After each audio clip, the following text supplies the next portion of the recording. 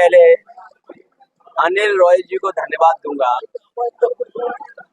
कि उन्होंने अपने पारिवारिक कार्यक्रम में मुझे याद किया।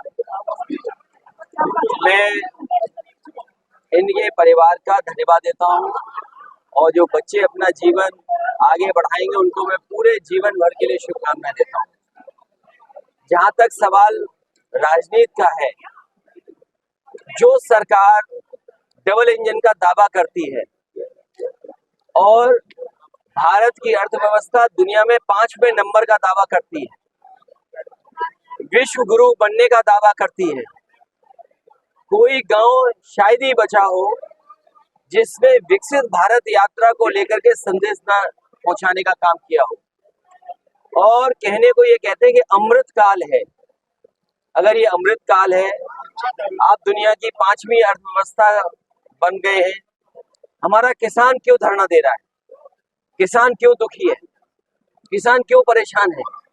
किसान क्यों ट्रैक्टर लेकर के, अपनी ट्रॉली लेकर के, और क्यों किसान अपने सब कुछ बांध करके दिल्ली के पास जा रहा है और दिल्ली कोई उनको जवाब नहीं दे पा रही है? और तब जब यहाँ के नहीं बल्कि पूरे देश के चौधरी चरण सिंह जी किसानों के सवाल पर और गरीबों के सवाल पर सबसे मुखर थे, उनको सम्मान दिया भारत रत्न से, स्वामीनाथन जी को भारत रत्न, और उसके बाद सरकार ने कहा था कि आय दोगुनी होगी।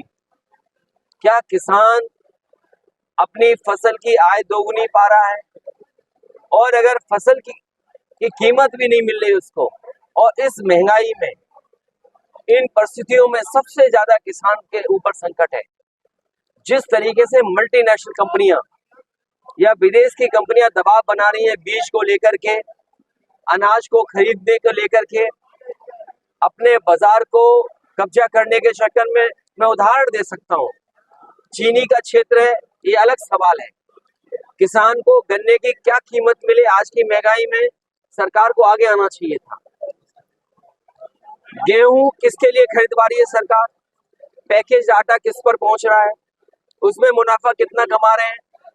रिफाइंड तेल जिसके बिना खाना नहीं बन सकता गरीब का, घी, रिफाइंड, सरसों का तेल, इसका बाजार किसके हाथ में जा रहा है? तो सवाल बाजार का है और बाजार के ऊपर किसान को छोड़ रहे हैं। एमएसपी सरकार दे, एमएसपी की लड़ाई किसानों के पक्ष की लड़ाई है। और जब भारतीय जनता पार्टी भारत रत्न दे करके वोट लेना चाहती है, तो वोट लेने के लिए किसानों की सुनवाई करे, उनकी जो मांगे उनको माने। और दूसरी तरफ हमारा नौजवान जो दुखी है, परेशान है, और पुलिस की भर्ती में पेपर लीक, ये कैसी सरकार है? हर चीज लीक हो जाती है, इसमें लीक हो रही है हर चीज। आप बताइए, कोई परीक्षा बची हो जिसमें लीक ना हो गई हो पेपर? और अगर मान लीजिए 50 लाख से ऊपर नौजवानों ने परीक्षा दी है, और उसमें अगर 1 लाख बच्चे पूरे के पूरे आंसर दे आएंगे, तो क्या ये सरकार उनको नौकरी देगी? और मान लीजिए 10 लाख बच्चे होंगे, क्या उनके साथ धोखा नहीं है? 50 लाख बच्चों के साथ धोखा नहीं हुआ पेपर लीक करके? और 50 लाख का हिसाब लगाइए, हर परिवार में 5 सदस्य, 5 into 50 लाख, 2.5 करोड़ लोग इससे प्रभावित हुए हैं। ये भारतीय जनता पार्टी को उखाड़ फेंकने का काम करेंगे।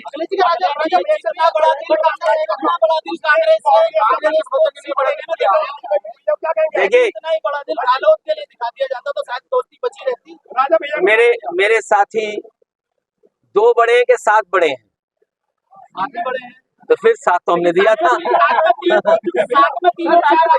अगर हमारे पत्रकार साथी को नहीं कोई नहीं दिया, ये गलत बात है। राजनीति में समाजवादी पार्टी को बहुत लंबा सफर करना है। और 1 मिनट, क्योंकि यहाँ मैं बोल रहा हूँ और आपके सामने बोल रहा हूँ, मेरे पे सूची है मोबाइल पर, नाम किसने दिए, नाम कौन चाहता था, नाम मांगे गए, नाम दिए गए। कोई भी आरोप ये नहीं लगा सकता कि समाजवादी पार्टी थोप रही है। और फिर हरिंदर मंडल जी के लिए मैंने ये कहा कि ये बातचीत कर लेंगे आपके दल से, और बातचीत में अगर आप संतुष्ट हो जाएंगे और अगर नहीं संतुष्ट होंगे तो हमें बताएंगे, और परिवार के उनका कोई सदस्य लड़ेगा तो हरिंदर मलिक जी नहीं लड़ेंगे। लेकिन हमारी पार्टी के प्रति इस तरह की बात नहीं करनी चाहिए किसी को, क्योंकि पार्टी ने आपको सम्मान दिया और हमारी कोशिश रही है, क्योंकि चौधरी चरण सिंह जी से लगाव केवल आप लोगों को तो है ही है, हमारा भी लगाव है, नेताजी का लगाव रहा, पार्टी का लगाव रहा, इसलिए हम चाहते थे वो पार्टी आगे बढ़े। और याद करना, जब पहली बार तबस्सुम हसन जी जीती थी तो मैंने क्या कहा था कि ये चौधरी चरण सिंह जी की विरासत को मैं वापस कर रहा हूँ, और जीरो से हमने कितने विधायक समाजवादियों ने मिलकर के बनाए, जीरो से। मैं ये चाहता था कि हर सदन में हैंडपंप दिखे, लेकिन अब आपकी मर्जी, अगर आपको 2 नंबर ज्यादा लग रहा है बड़ा 7 से, तो इसके लिए मैं कुछ नहीं कर सकता हूँ। एक मिनट, अरे भाई आप जब सीट छोड़ दोगे तो हम किसी को तो देंगे ना भाई, आप एक मिनट। और फिर मंत्री का सपना दिखाना कि आपको मंत्री बना देंगे, अरे भाई मंत्री में के कितने गठबंधन लाइन में जितने भी बीजेपी के सहयोगी दल हैं उन सबको वादा किया है कि 2-2 मंत्री बनाएंगे। देखिए जो सहयोगी दल है, मान लीजिए निषाद पार्टी है, उनसे कहा कि आपका एक और मंत्री बनेगा। हाँ, एक दल है जो बड़ा इंतजार कर रहा है बहुत दिनों से तो वो कहा कि आपके भी 2 मंत्री बनेंगे। और जो पुराना दल था उससे भी कहा कि आपका रास्ता भेजेंगे, नहीं तो मंत्री बनाएंगे। जो नया दल जुड़ा है उससे कहा गया कि एक प्रदेश में, एक दिल्ली में मंत्री बनेगा।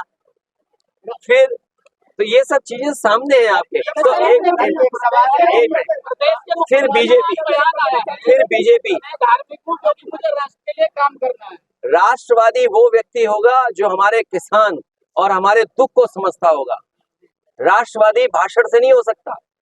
राष्ट्रवादी आप भारत माता की जय बोलेंगे और अग्निवीर जैसी व्यवस्था लाएंगे। आप राष्ट्रवादी तब होंगे जब किसान